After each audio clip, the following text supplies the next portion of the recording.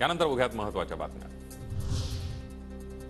महाराष्ट्र कर्नाटक सीमा प्रश्नावर दोन्ही राज्य सरकारांना केंद्रीय गृह मंत्रालयाची नोटीस। समन्वय समिती स्थापन करूनही कोणतीही बैठक घेतली नसल्यानं नोटीस बजावली।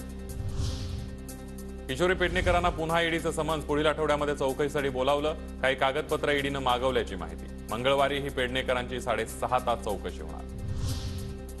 मी भ्रष्टाचारी आणि गुन्हेगार तर माझ्या लग्नाला का आलात? उद्धव ठाकरेंनी माझं कौतुक का केलं? फोटो दाखवत राहुल कनाल यांचा सवाल।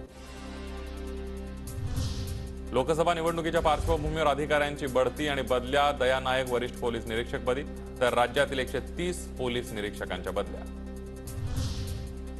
परमबीर सिंह यांच्या विरोधातील खंडणी प्रकरणामध्ये गुन्हा घडल्यानंतर 5 वर्षांनंतर तक्रार। आरोप सिद्ध करणारे पुरावे आढळलेले नाहीत। सीबीआयकडून तपास बंद करण्याचा अहवाल सादर। शिक्षक शिक्षकेतर कर्मचाऱ्यांच्या रिक्त जागा भरत नाही तोवर 12वीच्या प्रॅक्टिकल परीक्षांवर शिक्षण संस्था बहिष्कार घालण्याच्या पवित्र्यात।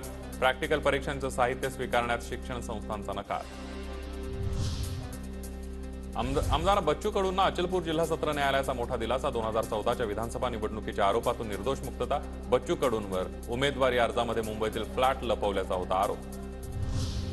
राज्यातील पोलीस शिपाई संवर्गातील रिक्त पद 100% भरण्यास मान्यता। पदभरतीसाठी परीक्षा ऑफलाईन किंवा ऑनलाईन पद्धतीने होणार। शासनाकडून पोलीस शिपाई संवर्गातील रिक्त पद भरण्यास मान्यता देण्यात आली।